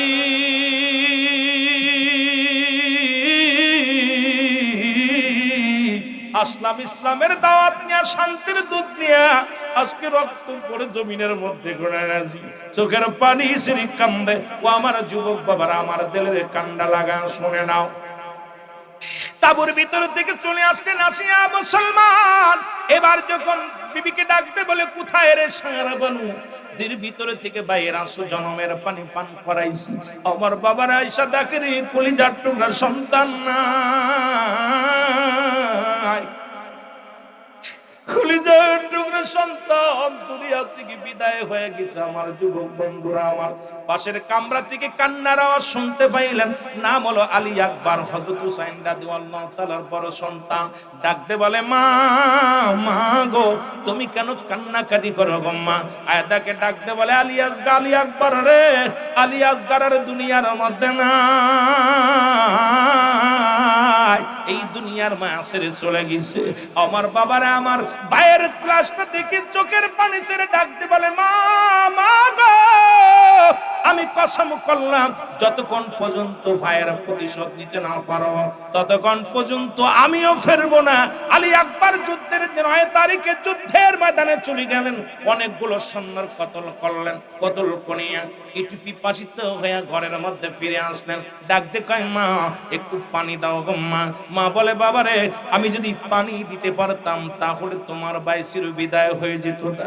ঘরের তাঁবুর মধ্যে কোনো পানি নাই। আলী আকবর মার কাছে চোখের পানি ছেড়ে কান্দার বলে, চির বিদায় দাও হে ও মা গো। ডাকিতেছে নবীজি আমার, বলেন ডাকিতেছে নবীজি আমার, বলেন চির বিদায় দাও ও বাবা গো। ডাকিতেছেন নবীজি আমার, বল ডাকিতেছে। চাই না পানি, চাই না আমি, চাই রব্বে কারিমের মেহেরবানি গো। ছুটি আমি জান্নাতের আশায়, ও মাগো ডাকিতেছেন নবীজি আমার, বলো ডাকিতেছেন নবীজি আমার, বলো চির বিদায় দাও হে ও মাগো ডাকিতেছেন নবীজি আমার, বলো ডাকিতেছে নবীজি আমার। যুবকেরা নবীর প্রেমে পাগল হইয়া এই দুনিয়ার মাসের চলে গেছে রে। মুহররমের 9 তারিখে আলী আকবর শাহাদাতের পেয়ালা পান করলো। মুহররমের 10 তারিখ যখন আসলো, হুসাইন ডাকতে বলে, ও কাফেলার সাথে শোনো রে, আর বসে থাকার সময় নাই, সময় নাই, তোমরা চলে যাও, যার যার মতো চলে যাও। আমি যাব আমার রাসূলের 70 কালেমার দাওয়াত নিয়ে চলে যাব। হুসাইন ডাকতে বলে মুহররমের 10 তারিখে ডাকতে বলে, জয়নাব, ও জয়নাব, আমি তোমারে কিছু কথা বলে যেতে চাই। জয়নাব রাদিয়াল্লাহু তাআলা সামনে আসলেন, ডাকতে বলে, জয়নাব, জয়নাব রে আমার নানাজির পাগড়ি মুবারক নিয়ে আসো। হযরতে জয়নাব রাদিয়াল্লাহু তাআলা রাসূলের পাগড়ি মুবারক নিয়ে আসলেন, পাগড়ি মুবারক হাতের মধ্যে দিলেন। পাগড়ি খানা হাতের মধ্যে নিয়ে হুসাইন রাদিয়াল্লাহু তাআলা মাথার মধ্যে লাগাইয়া ডাকতে বলে, নানাজি আপনার পাগড়ি মুবারক আমি মাথার মধ্যে লাগাইলাম, আমি যেন মরণের ভয় না করি, আমি যেন জীবনকে তোমার আল্লাহর রাস্তায় কুরবানি করে দিতে পারি। নানাজি ডাকতে বলে, জয়নাব, ও জয়নাব, আমার আব্বাজির জুলফিকার মুবারক নিয়ে আসো। হযরত শেখ হযরত আলী রাদিয়াল্লাহু তাআলা জুলফিকার মুবারক কানা হলো, জুলফিকার কানা হাতের মধ্যে নিয়ে হুসাইন রাদিয়াল্লাহু তাআলা ডাকতে বলে, নানাজি আমার নানা আপনার পাগড়ি মুবারক আমার মাথার মধ্যে, আমার আব্বা জানের জুলফিকার মুবারক আমার হাতের মধ্যে, আমি যাব যুদ্ধের ময়দানে। ডাকতে বলে, জয়নাব, আরে আমির হামজার বল্লভখানা নিয়ে আসো। আমির হামজার বল্লভখানা আনা হলো। এই তুই এক হাতের মধ্যে বল্লভ, এক হাতের মধ্যে তরবারি, মাথার মধ্যে নবীজির পাগড়ি মুবারক। এই যুবক ভাইরা আমার রওনা দিবে। ডাকতে বলে, জয়নাব,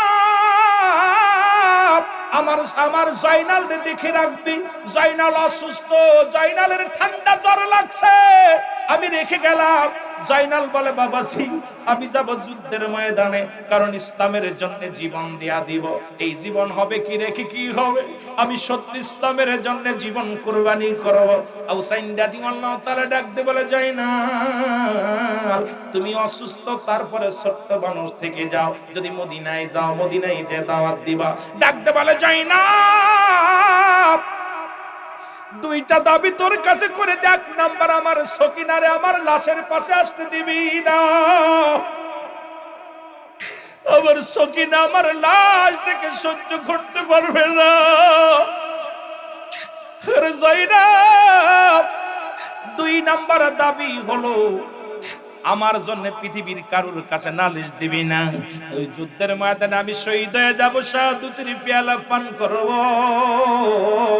পৃথিবীর কোন রাজা বাদশার কাছে আমাদের জন্য বিচার চাবি না। যদি বেঁচে ফিরে যেতে পারো না, আমার রাসূলুল্লাহ রওজায় যে সালাম দিয়া আমি হুসাইনের নালিশটা পৌঁছা দিবা।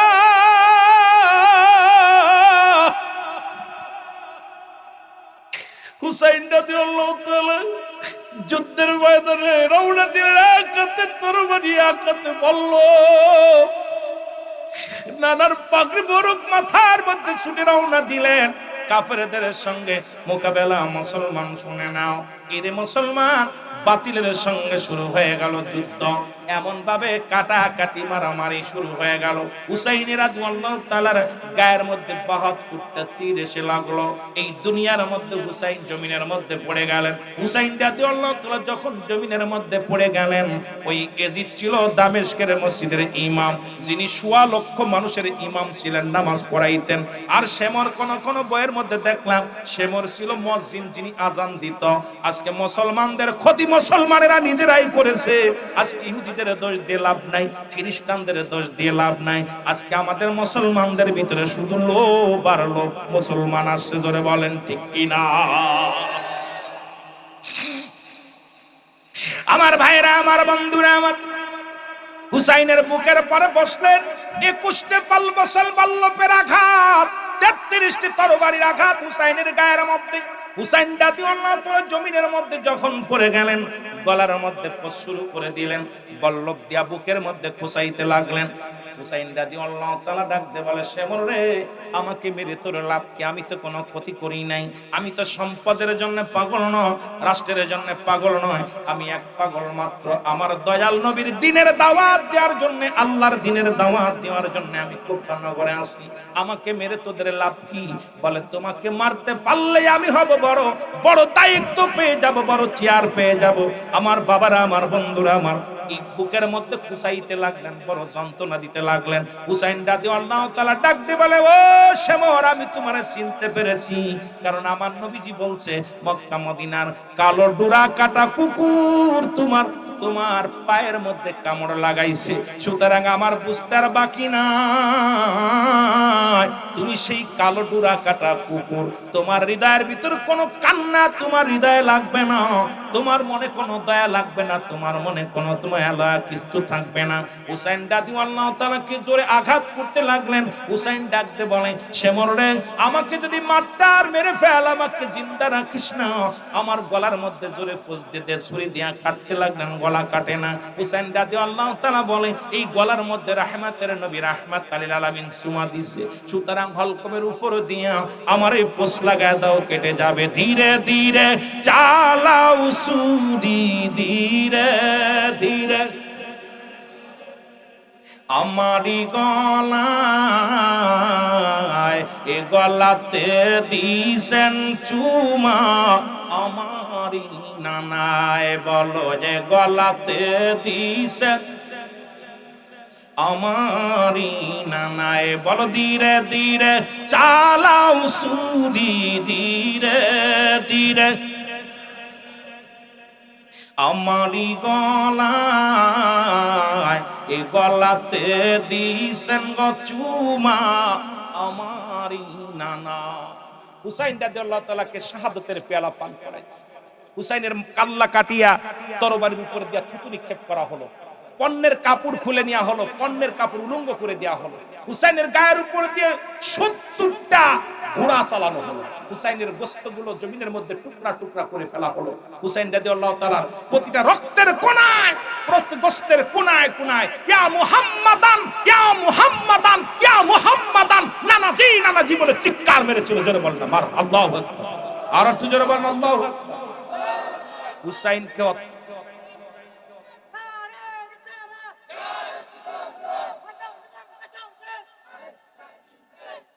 সুতরাং হুসাইন রাদিয়াল্লাহু তাআলাকে শাহাদাতের পেয়ালা পান করালো। ক্ষান্ত হয় নাই। আমার বাবারা, ইবনে আব্বাস বলে, খোদার কসম, ইবনে আব্বাস বলতেছে, আমি শুয়ে আছি, ঘুমের মধ্যে স্বপ্নে দেখি আমার রাসূল পাক সাল্লাল্লাহু আলাইহি সাল্লাম রওজা মুবারক থেকে উঠে কাঁদতে কাঁদতে দৌড়াইতেছে। ডাকতে বলতেছে, মক্কা মদিনার মানুষেরা, তোমরা মদিনা মক্কাবাসীকে জানিয়ে দাও, আমার হুসাইন আর নাই, হুসাইনকে শাহাদাতের পেয়ালা পান করিয়ে দিয়েছে। আল্লাহু আকবার বলো না, আর একটু জোরে বলো না, আল্লাহু আকবার। সুতরাং এই পৃথিবীর মধ্যে ইসলামের জন্য আমরা জীবন দিতে পারি, দুনিয়াতে হয়তো কষ্ট, ক্ষণিকের জন্য কিছু কষ্ট। অসংখ্য নবীর সাহাবীরা নবীর জন্য জীবন দিয়ে গেছে। দেখেন, ওদের যুদ্ধে ৭০ জন সাহাবী রাসূলের প্রেমে জীবনটা দিয়ে গেল হাসি মুখে। শুধু তাই নয়, এই উহুদ প্রান্তরে রাসূল পাক সাল্লাল্লাহু আলাইহি সাল্লামের চাচা আমির হামজা উনিও বিদায় নিয়ে চলে গেছে, তাকেও নির্মমভাবে হত্যা করা হয়েছিল। হাত পা কেটে দেওয়া হয়েছিল, নাক কেটে দেওয়া হয়েছিল, কান কেটে দেওয়া হয়েছিল, ঠোঁট কেটে দেওয়া হয়েছিল, এমনকি বুকটা ফেরে কলিজাটা বাইর করে আবু লাহাবের স্ত্রী হিন্দা উনি এইটা সাবিয়ে সাবিয়ে খেয়েছিল। এ যুবক, সুতরাং এইভাবে ইসলামের ইতিহাস পড়লে যুগে যুগে দেখেছি অসংখ্য অসংখ্য মানুষ আপনার দুনিয়া থেকে বিদায় হয়ে গেছে আমার বাবারা রাসূলুল্লাহর প্রেম ভালোবাসা অন্তরে ধারণ করে। সুতরাং ভাই এখন এটা দিয়ে নামাজ 40 বাজে ভাই, আমি এখন কেমনে কি করব বলেন? আপনাদের দেওয়ার টাইম দেওয়ার কথা 10টা, এখন বাজে 11টা বাজতে চললো। আপনারা এখন যদি আমার নিয়ে যদি এরকম করেন আমি কেমনে যাব আমার ভাইয়েরা? সুতরাং আপনাদের কাছে আমার করজোরে দাবি থাকবে, হুসাইন রাদিয়াল্লাহু তাআলার প্রেম ভালোবাসা যার অন্তরে যতটুকু নিবেন রাসূলুল্লাহর মহব্বত তার অন্তরে পয়দা হবে। জোরে বলেন না আমিন। একটু মহব্বতের সঙ্গে দুরূদ শরীফ পড়ুন। আল্লাহুম্মা সাল্লি আলা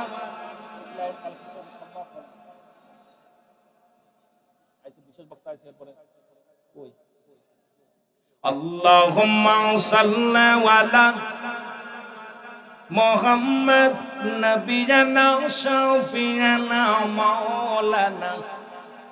উড়ে যাও রে রাতের হাওয়া, যাও রে উড়ে মদিনায়, এ গোলামের সালাম খানি, এই গোলামের সালাম খানি পৌঁছাই দিও মদিনায়। এই বাবারা বসেন, দয়া করে বসেন, একটু কাই বাজান বসেন। আমি আপনাদের জন্য মাহফিল একটা কাজাপুরে, কারণ আমি যে এখন মাহফিল ধরা সম্ভব না জীবনে, কোশ্চিন কালো ওনাকে মাইক দিয়ে 11টায়, এখন 11টা বাজতে চলবে, আমি 12টা আনতে যাইতে 2 ঘন্টা লাগবে। সুতরাং মাহফিল আজকে যা হয়েছে হয়ে গেছে। সবচেয়ে বড় কষ্ট হলো আপনারা খালি লোকেশন ভুলের কারণে আমাকে এই কষ্টটা দেওয়া। তবে আপনাদেরকে আমি রুহুল আমিন সিদ্দিকী 1 ঘন্টায় ওয়াজ করি, 4 ঘন্টার ওয়াজ করি, কারণ এইটা আমি বিস্তারিত এটা নিয়ে আলোচনা আমি করি না কখনো। বিশেষ করে আপনাদেরকে সামান্য একটু কষ্ট দেওয়ার জন্য, যেহেতু মাদ্রাসার জন্য আগের হুজুর বলে গেছেন, জনাব হযরত মাওলানা কে বলে গেছিল তাই না, আলী আসগর খান সাহেব, আরবি প্রভাষক, অনেক বড় আর মাপের আলেম, একজন আরবি প্রভাষক, অনেক সুন্দর সুন্দর আলোচনা করতেছিলেন। সময় স্বল্পতার কারণে ভাইজান আলোচনা করতে পারে নাই, আমিও চলে আসছি। এই জন্য উনিও যদিও সুন্দর শবে বরাত নিয়ে আলোচনা করতেছিলেন, বর্তমান জামানাতে ইমানের অবস্থা খুব ভালো না, এই জন্য উনি এই বিষয়ে পুরো সুন্দর গুরুত্বপূর্ণ আলোচনা করতেছিলেন। আমাকে দাবি করে গেছে, ভাইজান আপনিও কিছু কালেকশন করে দিন মাদ্রাসার জন্য। এই মাদ্রাসাটা এমপিও ভুক্ত করে নাই, আর রাস্তায় এমপিও ভুক্ত করে নাই। মনে হলো যে এই বিগত দিন যারা ছিল এরা শুধু নিজেরা খাইছে, এই মানুষের মুখের দিকে তাকায় নাই। জোরে বলেন ঠিক কিনা? এই ছোট্ট একটা ব্রিজ আমি দেখলাম যেটুকু এটা একটা চেয়ারম্যান করতে পারে, যদি চেয়ারম্যান উদ্যোগ নেয়, উপজেলা চেয়ারম্যান মেম্বার এরাও যদি চেষ্টা করে, এটা করা কোনো ব্যাপার না। কিন্তু বিগত দিন যারা ছিল এই মানুষের মুখের দিক, তাদের অন্তরের খবর কষ্ট তারা নেয় নাই, নিজের পকেট ভারী করছে, এর মধ্যে কোনো সন্দেহ নাই। জোরে বলেন ঠিক কিনা? তবে আমি বলবো এই মানুষটা তো দীর্ঘ 17 বছর ছিলেন, এই মানুষটা তো খাতি চাই নাই, খাবার চাই নাই, এই এলাকার মানুষগুলো তারা বাড়ি ঘর চাই নাই, চাইছে তারা যাতায়াত ব্যবস্থা। একটা ডেলিভারি রোগী যদি এই রাস্তাতে যায়, আমার মনে হয় পথের মধ্যে বাঁচবে বলে আমার বিশ্বাস হয় না। যেটা বলেন ঠিক কিনা? 2টা কালভার্ট, ছোট্ট 2টা ব্রিজ, এ ভাই এটা করা কোনো ব্যাপারই না। যদি খালি সুমন থাকতো, এই মানুষগুলো তো ভালো না হলে উনার পণ্যের কাপড় খুলে নেওয়ার দরকার ছিল। যারা বলেন ঠিক কিনা? উনার পণ্যের কাপড় খুলে নিয়ে উনাকে শিক্ষা দেওয়ার দরকার ছিল যে আমরা বাড়ি চাই না, গাড়ি চাই না, আমরা চাই শুধু একটু যাতায়াত ব্যবস্থা, একটু বিদ্যুৎ, আমরা চাই একটু যাতায়াত ব্যবস্থাটা সুন্দর হবে। যারা বলেন ঠিক কিনা? এই 2টা কালভার্ট এটাও তারা করে নাই। তার মানে আর বুঝতে বাকি নাই এই মানুষটা আপনাদের কখনো আপনাদের মনের মানুষ ছিল না। আমি চাই এই মানুষগুলো আর যেন না আসে, যে মানুষগুলো সদা আমাদের পাশে থাকবে, যারা আমাদেরকে ভালোবাসবে, যারা আমাদেরকে মায়া করবে, যারা আমাদের দুঃখে সুখে থাকবে, আমরা তাদের চাই। জোরে বলেন ঠিক কিনা? আরো জোরে বলেন ঠিক কিনা? আমি বলবো না বিএনপি আসুক, আমি বলবো না আমলিক আসুক, আমি বলবো না জামাত আসুক। আমার কথা হলো আপনি যার ভোট, আপনার ভোট আপনি দিবেন। আমি নির্বাচন করতে আসি নাই, এখানে আমি কোনো কারোর পক্ষ নিয়ে আসি নাই, আমি আসছি আল্লাহ রাসূলের পক্ষে কথা বলতে।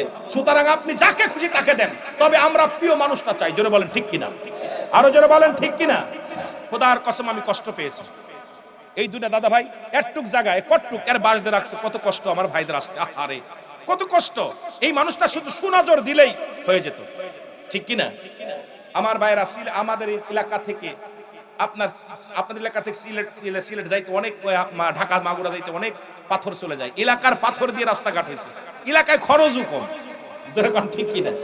বালু আছে, সিমেন্ট সব আছে, বালু আছে, সিমেন্ট আছে, ইট আছে, সব যে যেরকম পার রাস্তাটা করে দিতে পারতো, যেহেতু দেয় নাই। আল্লাহ তাদেরও হায়াতের মধ্যে বরকত দান করুক। তবে তাদের জন্য দোয়া করি, আল্লাহ যেন এই সমস্ত মানুষ মরার সময় পানি না পায়। কথা কন ঠিক কিনা? আমার আসতে গলা শুকায় গেছে, এরকম ওদেরও যেন গলা শুকায়, যেন বলেন ঠিক কিনা। দোয়া করে গেলাম, কারণ যারা জনগণের দুঃখে থাকে না, জনগণের সবসময় শুধু হাত পা ধরে খালি ভোটটা নেওয়ার সময় আসে, আর আমাদের পাশে থাকে না, এই মানুষগুলো আমাদের দরকার নাই। জোরে বলেন ঠিক কিনা। আপনার কি একটা বাড়ি চান, গাড়ি চান, এই কি কি চান? আমরা চান শিক্ষা ব্যবস্থা, আমরা চাই রাস্তা, আমরা চাই আপনার হলো হাসপাতাল, যেটা আমাদের চিকিৎসা। জোরে বলেন ঠিক কিনা। এই ইত্যাদি ইত্যাদি, বিদ্যুৎ। আমরা তো আপনাদের কাছে খাবার চাই না, বাড়ি গাড়ি চাই না, নারী চাই না, চাই শুধু একটু আমাদের জন্য অসুস্থ হয়ে গেলে আমরা পাশে যেন ডাক্তার পাই, অসুস্থ হয়ে গেলে যেন আমরা রুগীটা নিয়ে দৌড়ে হাসপাতালে যেতে পারি, বিদ্যুৎ ব্যবস্থা, এগুলো আমরা চাই। জোরে বলেন ঠিক কিনা। এ হলো সাধারণ মানুষের মনের চা। জোরে বলেন ঠিক কিনা। না আপনাদের অন্য কিছু চা আছে? এই চাটা আছে। আল্লাহ যেহেতু দেয় নাই, ওনরা যা আগামী দিন যারা আসবে 12 তারিখ, খুব হিসাব করে কাজ করবেন, যেন এই মানুষটা আর যেন ভুল না করি। যেন বলেন ঠিক কিনা, আর যেন ভুল না করি। এটা আপনার মনের ব্যাপার, আমানত কারে দিবেন আপনি ভালো জানেন। তবে এই মাদ্রাসার জন্য যেহেতু এমপিও ভুক্ত না, শিক্ষকরা অনেক কষ্ট করে। অনেক শিক্ষক আছে ভাই, পেটে যখন ক্ষুধা লাগে ভালোবাসা জানলাতে ফালায়। যেন বলেন ঠিক কিনা।